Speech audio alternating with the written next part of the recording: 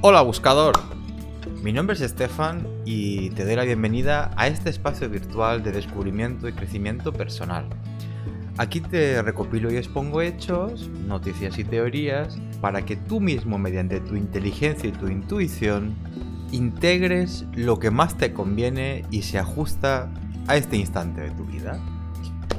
Hoy estoy aquí para hablar sobre lo que es la terapia Gestalt y como referencia de lo que no es, lo compararé con lo que es la terapia cognitivo-conductual. Tal vez te estés planteando iniciar una terapia y estés recabando información acerca de las diferentes opciones que tienes a tu disposición. Este vídeo es tanto para profesionales curiosos como para personas que quieran iniciar una terapia. Hoy lo importante es que entiendas a gran escala la diferencia entre ambas y puntualmente cómo funciona la Gestalt. Habiendo hecho esta importantísima aclaración, comenzamos.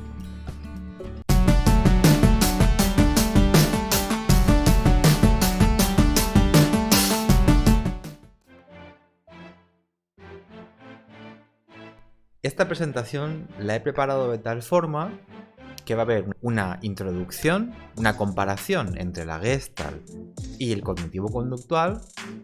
Vamos a ver unos conceptos teóricos, unos conceptos prácticos y de ahí pasaremos a un caso práctico. Y luego al final tendremos unas conclusiones. Si no te interesan los conceptos teóricos ni los conceptos prácticos, te recomiendo que después del bloque 1, que es la introducción, pases directamente al bloque 4. ¿Qué es la Gestalt y para qué sirve la psicología en este caso? En primer lugar, es importante mencionar cuál es la función de un terapeuta o psicoterapeuta. Tanto psicólogos, psicoanalistas o terapeutas de cualquier índole, incluidos los gestálticos y los coach, somos todos entrenadores de la personalidad.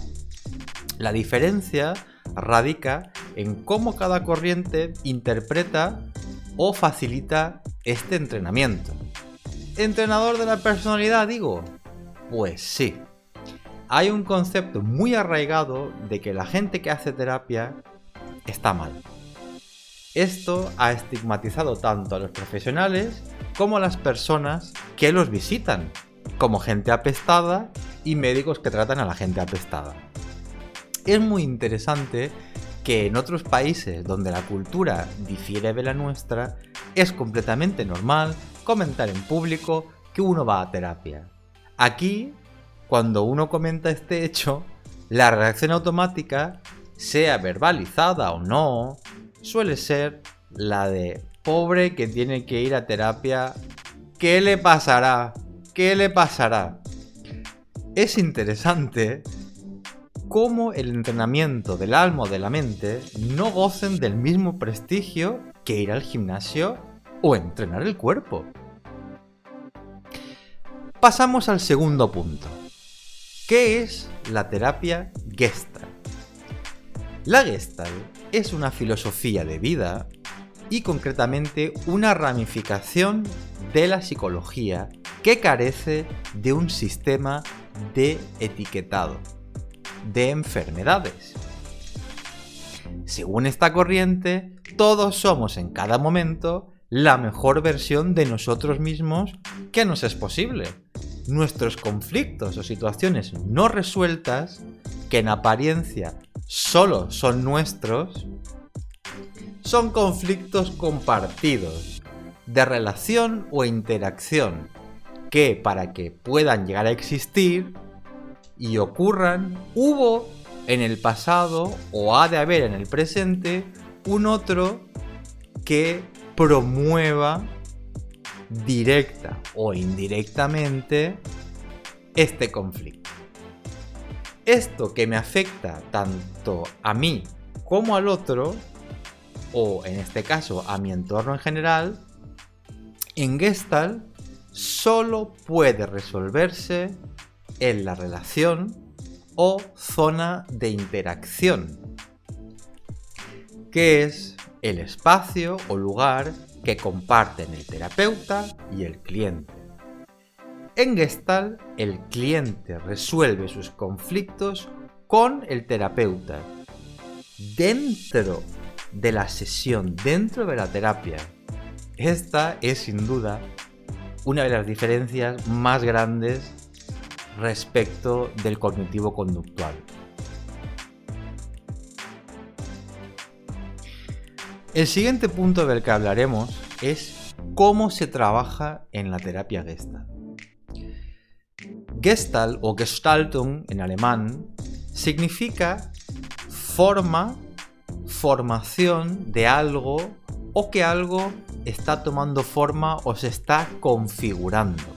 Trasladando este complejo concepto a la práctica, significa que todo aquello que no está resuelto en nuestra vida constantemente se manifiesta en nuestro presente y muy concretamente se manifiesta en nuestras relaciones. Son relaciones laborales, relaciones familiares, de pareja y sexuales. Todo aquello que implique el contacto con otra persona. Uno de los rasgos más distintivos de esta terapia, y en absolutísima contraposición a la terapia cognitivo-conductual, es la paradoja del cambio. Un hecho paradójico es aquel que contradice la lógica. El punto de partida de muchos que van a terapia es querer cambiar, cosa que es fomentada especialmente en cognitivo-conductual.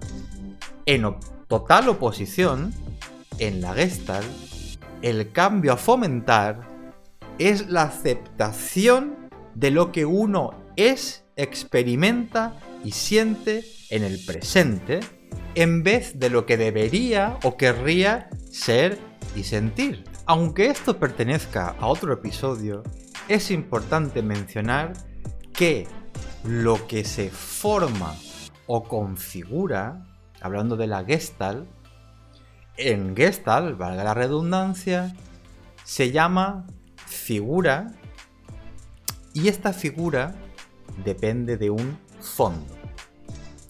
La figura es la punta del iceberg y el fondo es lo que está por debajo del agua, lo que no se ve. Vamos a poner un ejemplo. Una figura es, por ejemplo, que me suelo relacionar con vampiros emocionales que me utilizan y me absorben toda la energía, y el fondo o creencia oculta es, por ejemplo, que no valgo cuando me ocupo de mí y para que me quieran he de permitir que abusen de mí, porque así soy bueno. Esto es lo que en psicología se le denomina patrón de conducta rígido. O sea, que ante ciertas situaciones tenderemos a utilizar los mismos recursos, mecanismos o configuraciones, de ahí configuraciones la Gestalt, conscientes o inconscientemente. Todos repetimos patrones inconscientes y eso nos hace elegir a personas y repetir situaciones que nos hacen revivir la experiencia pasada no resuelta hasta que no conseguimos resolver eso en nuestro presente. Hasta que esto no ocurre, vivimos atrapados en un bucle en el cual reafirmamos esas creencias e incluso podemos llegar a retraumatizarnos. Todo conflicto inconcluso o trauma necesita de la existencia de otra persona que representa a esa figura, a eso que yo puedo ver. Lo que la Gestalt analiza es qué mecanismos utilizo o cómo me configuro para resolver esa dificultad o figura. Si yo le digo al terapeuta que quiero vender un producto X, pero que no tengo éxito, él me pedirá que haga como que le vendo a él ese producto y observará cómo transmito el mensaje y qué recursos utilizo para intentar convencerle. El terapeuta hace una observación o me da feedback y yo, mediante esas palabras, me doy cuenta y le digo, por ejemplo, que me siento cohibido ante su presencia, que por eso se lo estoy vendiendo así. A esto se refiere la Gestalt cuando habla de que el conflicto de un individuo necesita de otro individuo, el cual en este caso representa ese conflicto o figura. Incluso si yo le dijera a mi terapeuta o a ese terapeuta que me obligo a vender ese producto, aunque no me apetezca, él seguirá representando la figura de mi conflicto, ya que me podría preguntar que entonces, ¿para qué me esfuerzo en venderle algo que no me apetece? Y profundizando, podría llegar a ver que hago cosas que no me apetecen para intentar ser un yo ideal, pero hasta que llego a ese nivel de conciencia, ese terapeuta es y será la representación de esa figura o conflicto. Continuamos ahora hablando sobre qué es la terapia cognitivo-conductual. Vamos a tomar la definición de la Clínica Mayo, que explica a los usuarios lo siguiente. La terapia cognitivo-conductual es un tipo frecuente de terapia del habla o psicoterapia. Trabajas con un asesor de salud mental, psicoterapeuta o terapeuta, tal como he explicado antes, de una forma estructurada y asistiendo a una cantidad limitada de sesiones. La terapia cognitivo-conductual te ayuda a tomar conciencia de tus pensamientos negativos para que puedas visualizar situaciones exigentes con mayor claridad y responder a ellas de forma más efectiva. Ahora tomemos otra referencia de la UNED. Esta dice: puede definirse como la aplicación clínica de la ciencia de la psicología que se fundamenta en principios y procedimientos validados empíricamente. Tomemos la parte de pensamientos imprecisos y negativos y la parte de responder de forma más efectiva.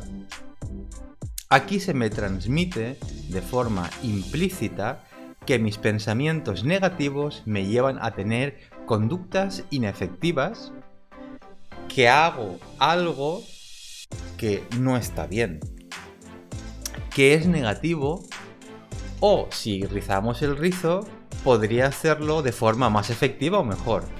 Se me está diciendo que no estoy siendo la mejor versión de mí mismo, que mis creencias y patrones no cumplen una función más allá de la de distorsionar mi realidad.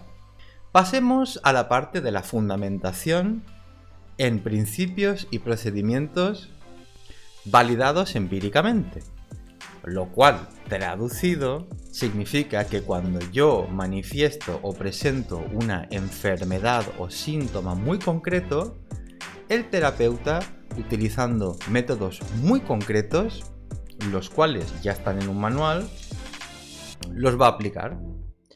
Cuando yo sufro de trastorno X, el psicólogo me tratará con el remedio específico para el síntoma X. Ahora pasemos al cómo se trabaja en cognitivo-conductual. Para este fin, he buscado un ejemplo muy concreto.